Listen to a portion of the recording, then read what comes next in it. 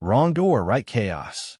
Lieutenant Kade Monroe had been aboard Coalition Outpost 17 for less than an hour when everything went sideways. He had just finished unpacking loosely, which meant tossing his duffel into the corner and laying out his boots where he could trip over them later. The outpost wasn't glamorous, just rows of modular gray halls and a recycled air system that always smelled faintly of ozone and old socks. But after 6 months on the frontier, it was a luxury hotel. He was halfway through unsealing a ration bar when his door slid open without warning. Kade froze. In the doorway stood a tall figure, cloaked in a shimmering blue garment that shifted with every movement. Silver markings framed her angular face, and her violet-black eyes blinked once, slowly. A Xilari. Female, judging by the long, cranial crest and high collar. Kade said around a mouthful of compressed protein. Wrong room. She stepped inside. No, she replied calmly. This is correct. Kade swallowed hard and straightened. Pretty sure this is my quarters. Lieutenant Kade Monroe. Just checked in. She tilted her head. That designation means nothing to me.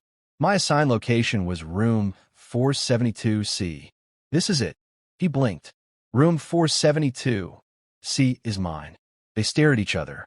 A small whirring noise came from her translator device, strapped like a brooch to her collar. It glitched briefly, buzzing in a synthetic hiccup. She glanced down and tapped it, muttering something in a language he couldn't hope to mimic. He sighed and rubbed his forehead. Look, maybe the room numbers got scrambled in the system. Happens more often than it should, but I think you've got the wrong place. She stepped farther in, scanning the room with interest. Her eyes lingered on his bed, then the small cactus on the shelf, then the teddy bear slumped in the corner from when his niece sent it as a combat support mascot. This living space is saturated with personal presence, she said. Odor, clutter, emotional residue. It is inefficient but oddly comforting. Thanks, Kade said, unsure if that was a compliment or an insult. She turned back to him. I do not wish to relocate. Well, I'm not exactly running a hostel here. And unless you're the station AI in disguise, I'm going to have to insist. The intercom chimed. Attention, station lockdown in progress due to home maintenance. All non-critical doors will remain sealed until cycle reset. They both turned toward the ceiling speaker, then back to each other. You have got to be kidding me, Kade muttered. The alien woman didn't flinch. I will remain here, then. He opened his mouth to argue. But what was he going to do? Throw her out into a locked-down hallway? Fight an unarmed alien diplomat? Not a great way to kick off his deployment. Fine, he said, running a hand through his hair. But ground rules. No weird mind-probing. No touching my stuff. And don't eat anything unless you're okay with heartburn and regret. I do not consume solids, she said, moving to sit cross-legged on the floor with regal poise. And my telepathy does not operate without consent. Kade raised an eyebrow. Good to know. They sat in awkward silence for a minute. He stared at her. She stared at the ration bar still in his hand. My name is Siyari Vin, she said finally. I am here to study human adaptation traits and cognitive anomalies. Your species is perplexing. Yeah, we get that a lot, Kade muttered, biting into the bar again. Another silence. Siyari looked around again, then adjusted her posture as if settling in for the night. This room is acceptable. It has a stable presence and tolerable acoustics. You really aren't leaving, are you? No, Kade groaned, dropping onto his bunk. Of course not. First night on station, and I've already got a space elf roommate. She didn't respond, but her head tilted slightly, as if evaluating him from a whole different angle. Outside, the hum of the outpost systems thrummed in steady rhythm. Inside, a human soldier and an alien diplomat began the world's strangest forced sleepover, the human oddity. Morning came with the faint hiss of the air filters switching cycles and the sterile glow of station lights pushing through the walls. Kade Monroe blinked awake to find himself still half draped across his bunk, blanket twisted around his legs like a noose. And the alien was still there, seated cross-legged in the exact same spot as last night, eyes closed, hands resting gently on her knees. He stared at her. You sleep with your eyes open? Siyari's eyes opened slowly, like shutters easing upward. I was meditating. Kade groaned and sat up. Right. Of course. Meditation. Forgot I was bunking with a galactic monk. I required stillness. This space provided an unusual stability for such a disorganized habitat. He rubbed the bridge of his nose. Disorganized? Lady, this is military tidy. You should have seen my last bunkmate. He kept wet socks on the ceiling for luck. Siyari's brow furrowed. What is the significance of elevated moisture garments? No one knows. That's just private Denver. Kade stretched and stood, grabbing a shirt from his locker. Okay, lockdown's probably lifted by now. Time to get you to your actual quarters before someone writes me up for interspecies cohabitation. I would rather remain here. He turned. Still, Siyari stood with fluid grace. You are informative, and your environment is rich in cognitive stimulus. Kade blinked. You mean clutter? I mean artifacts, visual anchors, signs of individuality. She walked over to his shelf and picked up a worn photo of a young girl holding a dog in one hand and a water balloon in the other. My niece, he said. She thinks I fight space pirates. You do not. Sadly, no. Bureaucrats and sensor malfunctions mostly. She studied the photo like it held secret knowledge. The human capacity for personal bonding through visual memory is persistent. Fascinating. Glad you're enjoying my stuff, Kade said dryly. You're not planning to dissect me in my sleep, right? She blinked. That would be a diplomatic incident. That's a yes. She continued browsing. What is the function of this creature? She asked, picking up the teddy bear. That's Sergeant Fluffless. Combat morale support. Siyari turned the bear over, then held it to her ear. It emits no audio signal. He's quiet command. She didn't smile. Or maybe she did. Kade had no idea how to read Xilari facial expressions. Her mouth didn't even move when she spoke. You are odd, she said at last. Thanks. You're not exactly average either. Just then, Cade's ration warmer beeped. He pulled out 2 vacuum-sealed pouches, eggs, and something vaguely resembling toast. He gestured with one pouch. Hungry. Siyari shook her head. I metabolize nutrients via transdermal absorption. Food is inefficient. You're missing out. He tore into his eggs with the dedication of a soldier who had eaten nothing but protein bars and freeze-dried legumes for 6 months. Siyari watched, fascinated, as if the act of chewing were a sacred ritual. How do you tolerate such harsh, chemical textures? She asked, peering at his plate. Evolution and lack of alternatives. She stepped closer, inhaled, and abruptly reeled back. That smells like regret. Kade grinned. Accurate. He finished his meal while she continued her strange observations, measuring his posters with her eyes, tracing the shape of his furniture with the tips of her long fingers. So what's your deal? He asked finally. Why the interest in humans? She paused. My species lacks adaptive individuality. We are efficient, unified, but vulnerable to unexpected variables. Your kind is chaotic, yet you survive, even thrive. I am here to learn why. Huh? Kade leaned back. And you think you'll figure that out by crashing in my room? Your presence provides unfiltered data. You are honest, unstructured, unpredictable. You say that like it's a good thing. It is uniquely human. A pause stretched between them, quiet but not uncomfortable. Kade cleared his throat. All right, he said, standing. Let's find your real quarters. I'm sure someone's looking for you. Siyari didn't move. I have already notified the quartermaster. I declined relocation. Kade blinked. You what? She tilted her head. I have decided to remain here. With your permission. He hesitated. Rules screamed in the back of his head. Regulations. Protocol. Formal conduct. But she looked genuinely at ease. More than she had when she arrived. Like she found something she didn't know she needed. Kade sighed. You snore. I'm filing a report. She blinked slowly. I do not snore. Good, he said. We'll get along just fine. Trouble at the outpost. By the 3rd day of Siyari's unofficial residence in Cade's quarters, the whispers had started. Coalition Outpost 17 wasn't big, and privacy was mostly theoretical. Word traveled fast, especially when it involved a Xilari cultural envoy cohabitating with a human soldier. Cade caught sidelong glances in the commissary, awkward silences when he entered a room, and once, someone actually gave him a thumbs up behind a tray of rehydrated curry. Cade tried to ignore it. Siyari, for her part, didn't seem to notice or care. She had appropriated one of his spare lockers, converted his desk into a data station with a dozen glowing Xilari cubes, and draped some kind of woven silk-like sheet over the wall. Cade thought it was decorative until it started humming softly at night. Meditation aid, apparently. You realize this is starting to look permanent, Cade said one evening, brushing crumbs off his bunk. They're going to think we're, She looked up from a data cube. Mating, he choked. No, not no, just living together, which for most species implies some kind of relationship. She blinked slowly. Is it not one?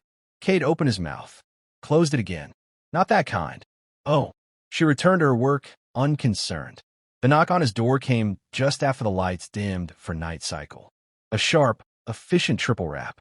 He already knew who it was before he opened it. Commander Holland, Coalition Diplomat Liaison, stood with a tablet in one hand and a look like she'd bitten into a lemon. Monroe, she said flatly. We need to talk. Siyari stood as well, posture calm and formal. Greetings, Liaison Holland. Holland gave her a tight nod. Envoy Vin, you're scheduled for cultural immersion with designated peer groups.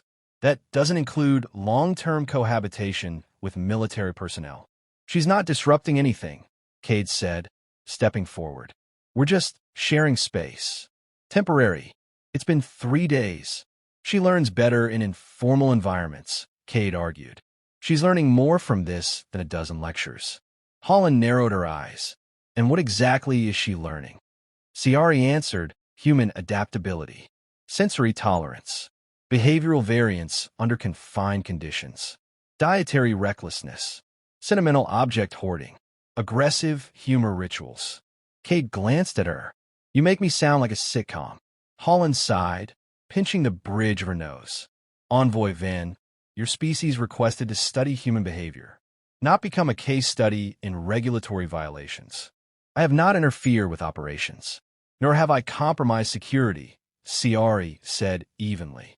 That's not the point. Then what is? Cade crossed his arms. We've already crossed half the galaxy to be part of this shiny coalition. Isn't the point of all this integration crap to actually understand each other? Holland stared at him, expression unreadable. Then she handed him the tablet. This is a formal warning. Your quarters will be audited for conduct compliance within 24 hours. She turned and left without another word. The door closed with a hiss. Siyari turned to Cade. I have created discord. Not your fault, he muttered, tossing the tablet on the bunk. The system's just not built for whatever this is. She lowered herself onto the floor, posture tighter than usual. Perhaps I should return to my assigned quarters. Cade hesitated. The room suddenly felt colder at the thought. You don't have to. It would ease the pressure on your command status. Yeah, but then I'd have to explain to everyone why I'm eating dinner alone again. A pause. You find my presence beneficial? She asked. I mean, it's been nice. Weird, but nice. Talking. Having someone who doesn't think I'm a walking trigger warning. Siyari tilted her head. I'm not fully fluent in human idioms, but I believe that means I help you stabilize. He rubbed the back of his neck. Yeah, you do. She was quiet for a long moment. I will consider relocation, if it becomes necessary. Cade looked at her, the hum of her meditation cloth faint behind them, the smell of his terrible instant coffee still lingering in the air. Tell you what, he said, let's just get through tomorrow, one day at a time. Siyari nodded once. That is acceptable, and for the first time since arriving, her posture seemed a little less perfect, a little more human, understanding the chaos. The audit came and went with the cold efficiency of a scheduled storm.